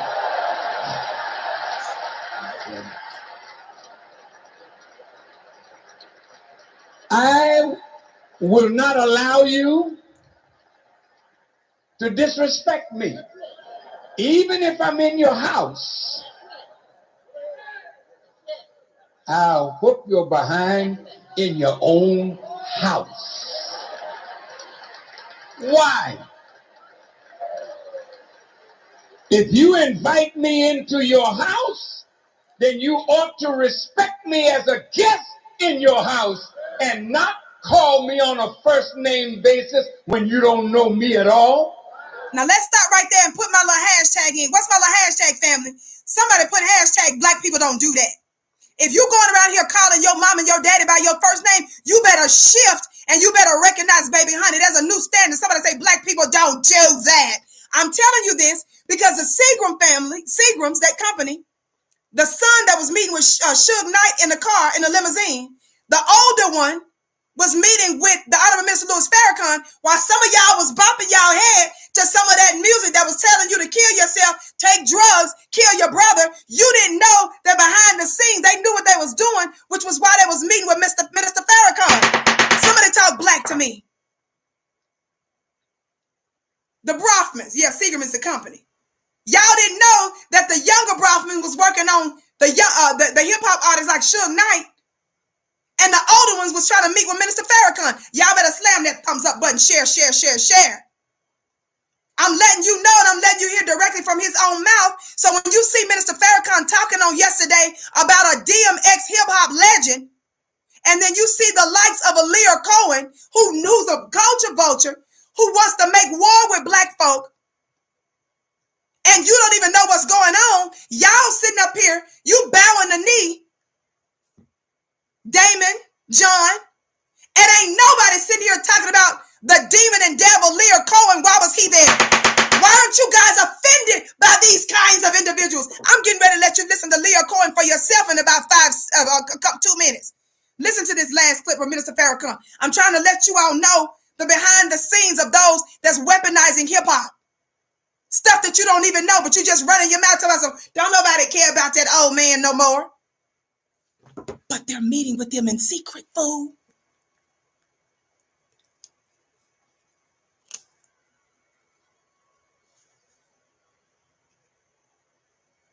The Brofmans, yes. Listen. Remember, Mr. Farrakhan is talking about the old school, the father Brofman that met with him. Listen to what he said. I'm not your companion. Louis, would you like a drink? I said, oh, no, sir, Mr. Bronfman. See, I'm respecting him. No, sir, Edgar. I didn't do that. See, when somebody else shows ignorance, you don't get down in the stupid box with them. You rise intelligently. I said, no, sir, Mr. Bronfman. I don't drink. He said, well, do you drink orange juice? I said, yes. He said, that's me. Listen. Okay.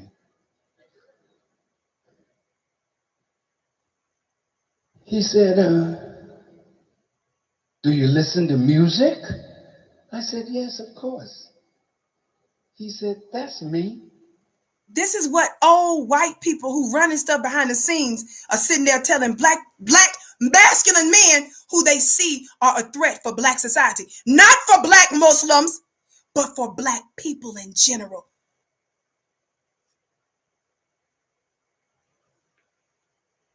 Do you go to the movies? I said, occasionally. He said, that's me. Did y'all hear that? So this man is bragging about him with his drinking, alcohol, orange juice, movies. Y'all listen. I said, oh, Mr. Bronfman, I know you're a rich and a powerful man. Said, but when the God I serve get ready for you, see, none of your riches can keep you here 1 second beyond the time. So who is really powerful? See, most of you Negroes, and I got to say it, because many of us are like little whores. I gotta speak straight words. I ain't got a lot of time with you. And I'm not gonna pussyfoot around with truth when I know you're whoring.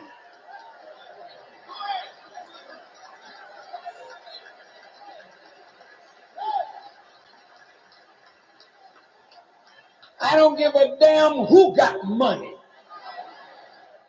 Edgar Sr., Watch this. the co-founder of the mega group and patriarch of the family that is an epicenter of the new establishment Illuminati. Now I'm going to stop right there. The description under this beautiful piece by the great Dr. Wesley Muhammad, by the way, is called There's Some Whores in This House. You can pull it up on YouTube by Dr. Wesley Muhammad. There's some whores in this house. Watch this. Listen to what his description says, family, because I got to educate you about the types of people that's working behind the scenes. And while Lear Cohen gave his 2 cents after Minister Farrakhan at his memorial, these are the colleagues, these are the people that's working behind the scene. Listen, Dr. Wesley puts this description as a part of the clip that you just heard. He says, and I'm going to paraphrase some of it because I don't want, I'm being extra careful with this platform. Y'all see, we follow the rules. Somebody say we follow the rules. Understanding WAP, y'all know that means wet, A-P-U-S-S. That was the Megan Stallion or Cardi B mess. Suki with the good coochie. They did all that. That WAP. Understanding WAP and the weaponization of hip hop. He says how a major aim of weaponized hip hop today, as yesterday, is to replace the idea of a virtuous black girl and woman with that of a ratchet black girl and woman. He says in 1991, like I told you, I'm paraphrasing some of this. He said in 91, music exec Lear Cohen gave us the female rap group. Did you all know this? Lear Cohen. Why am I bringing up Lear Cohen? Lear Cohen is the one that brought a message for DMX, the white man who didn't show his face. It was his voice you heard after Minister Farrakhan. Why is everybody mad about Minister Farrakhan? But nobody is upset that Lear Cohen had nothing to say. Well, Vicki, what about Lear Cohen? Give us some more information on Lear Cohen. Watch this. Lear Cohen, if you got babies, watch this language. If you got babies, I got to use this particular language because this is the actual name of the record. Lear Cohen gave us the female rap group, and also I'm going to give you another name here, Bitches with Problems. Lear Cohen. If anybody y'all should be objecting to that spoke yesterday, Daymond John. If anybody that you should be upset with Daymond John, Lear Cohen gave us the female rap group Bitches with Problems,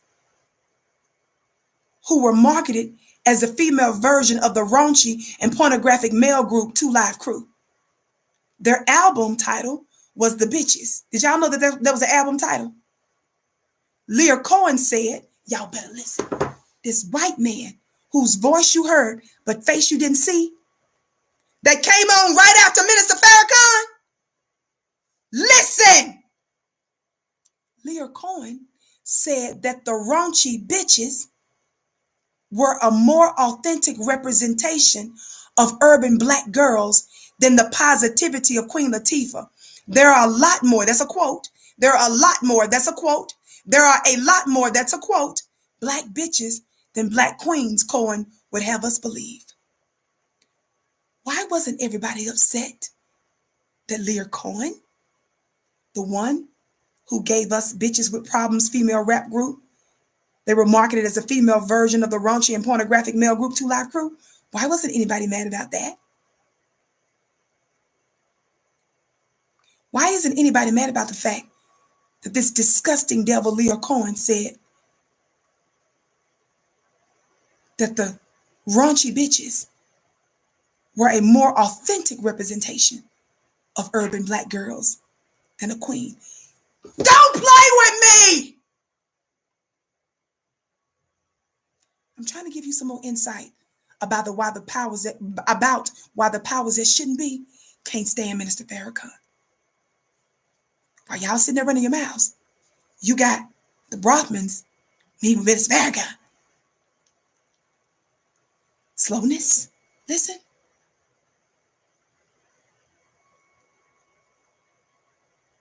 This racist president of Columbia Records, Don Lenner, Lenner,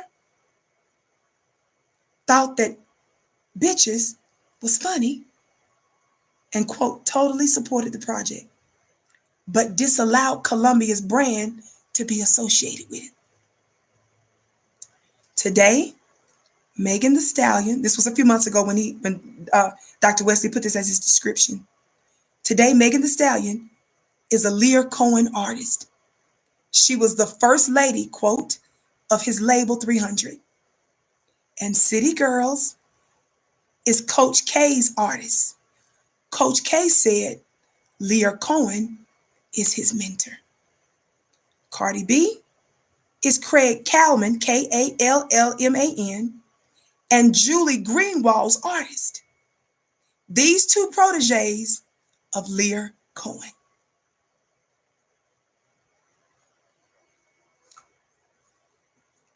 Dr. Wesley gives us heavy receipts and insights, and I fact-checked some of his receipts some time back, and I read you guys directly from an old article. I believe it was from the LA Times. Don't quote me on it. But I pulled the receipt on that one. It was too much for me to give you today to relitigate all of that. So just got to look at some of my past shows I did. That's how heavy I bring it to you.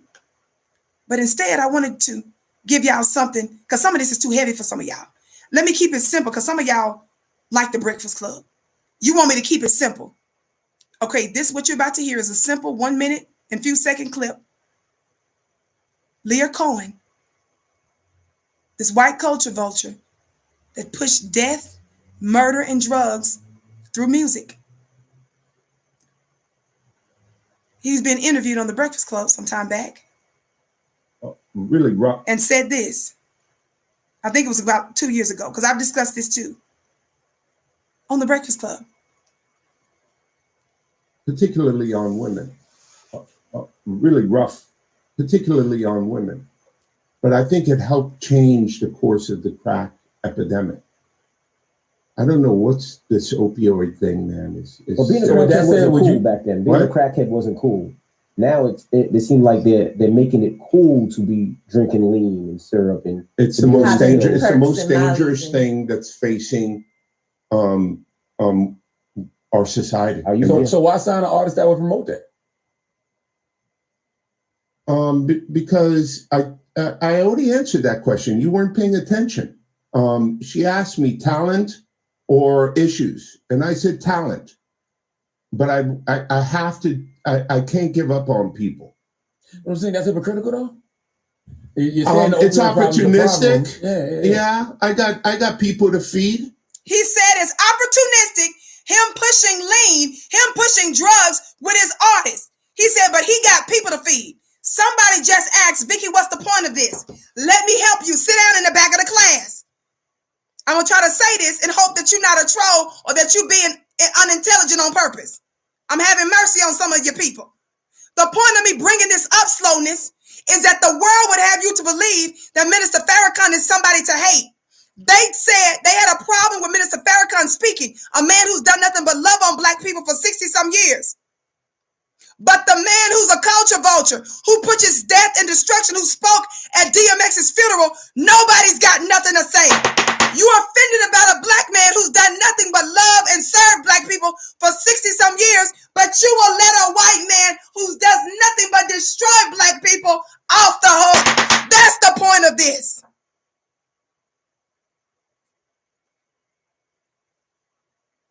I was giving you snippets of other people similar to the Leah Cohens of the world who run and weaponize hip hop, music, television.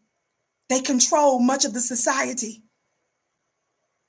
So if you can't connect the dots, baby. I teach my people in clubvicki.com. Don't forget to join clubvicki.com. That's my weekly mastermind. Once a week, I drop a spiritual jewel. You have direct access to me there where you can ask me questions and I elaborate. Listen, I always teach some things are taught, some things are caught. I'm going to say that again. Some things are caught, some things are taught.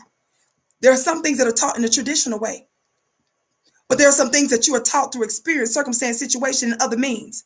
Sometimes the best thing to do is to listen and re-listen. Sometimes the best thing to do is after my show is over, you listen to the whole thing again. I know it's heavy for some of you all to listen because thinking is new for some people. That's going to be a t-shirt.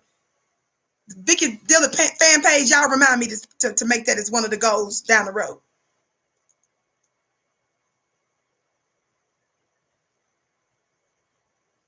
Somebody just said 3,000 people is not enough to listen to this. That's right, beloved. Make sure you like, share, and subscribe.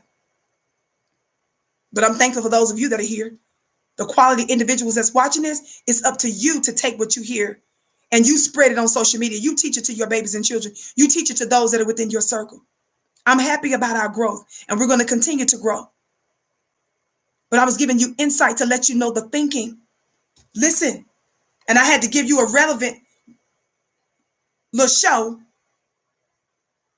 that's got a platform that's called The Breakfast Club. They brought him on.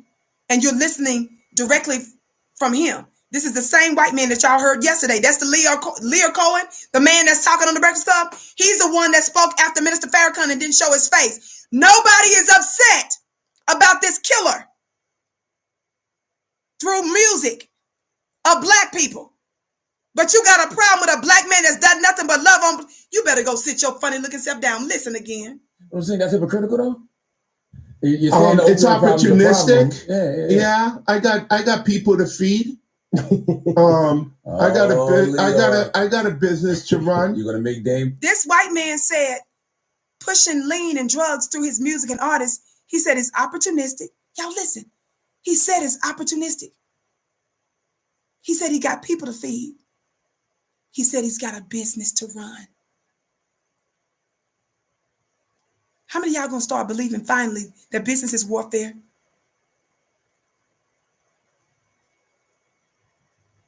Take this clip and call you a culture vulture.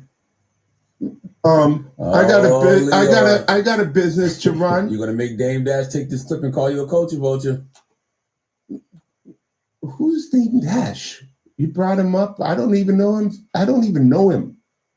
So you bring his name up. I don't even know him. So y'all made a lot of money together. Made a lot of Come money. on, Leo. Don't do that to him. I don't know him. I really don't. So, he made a lot of money with Daymond Dash. Y'all remember Daymond Dash kind of called him out some time back. Now this white man sitting up there playing dumb, talking about he don't know who this black man is, who he know was a doggone mover and shaker in the music industry. I'm trying to get you all to see we have no respect for Daymond John, that little shark, that little guppy. We don't have no respect for you, traitor.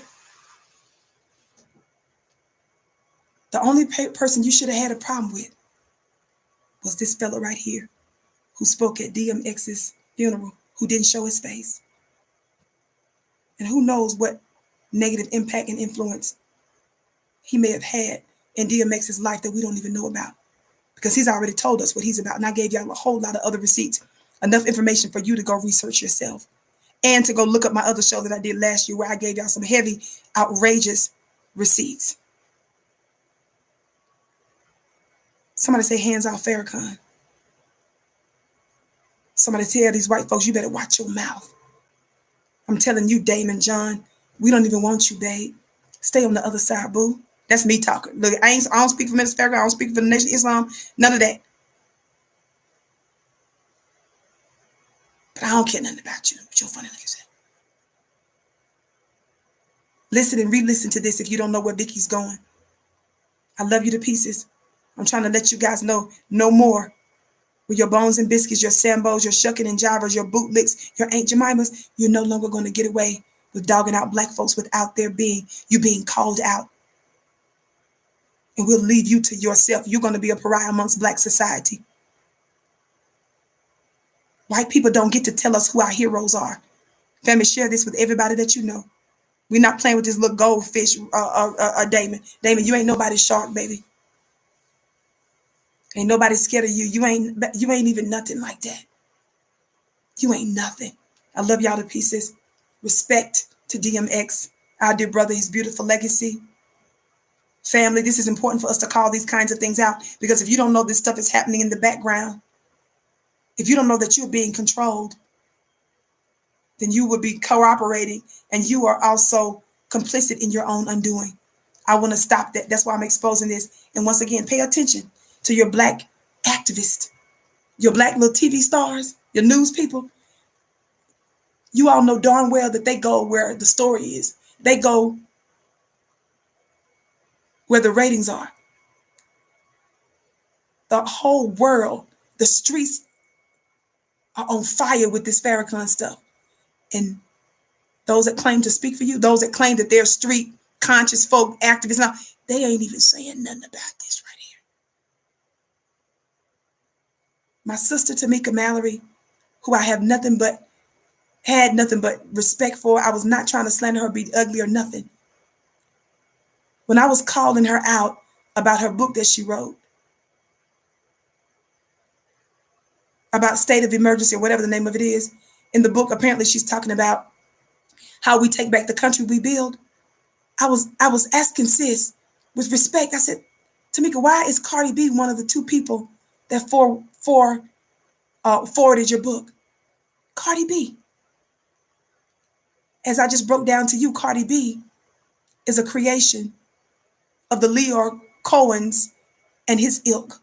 In other words, when you put Cardi B as the subject, as a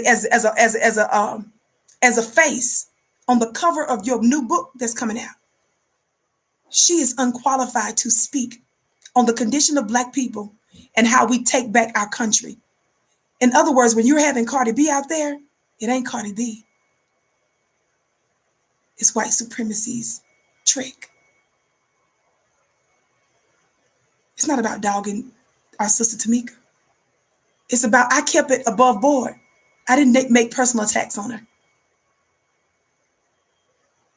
I said, why is Cardi B on the front of your book, forwarding your book about how we take back this country? That ain't Cardi. That's this white supremacist you got on the front of the book, because she's his creation. I love you, family. Follow me on Instagram at Vicki X Dillard. Follow me on Twitter at Dillard Vicki. Make sure that you like, share, and subscribe this video.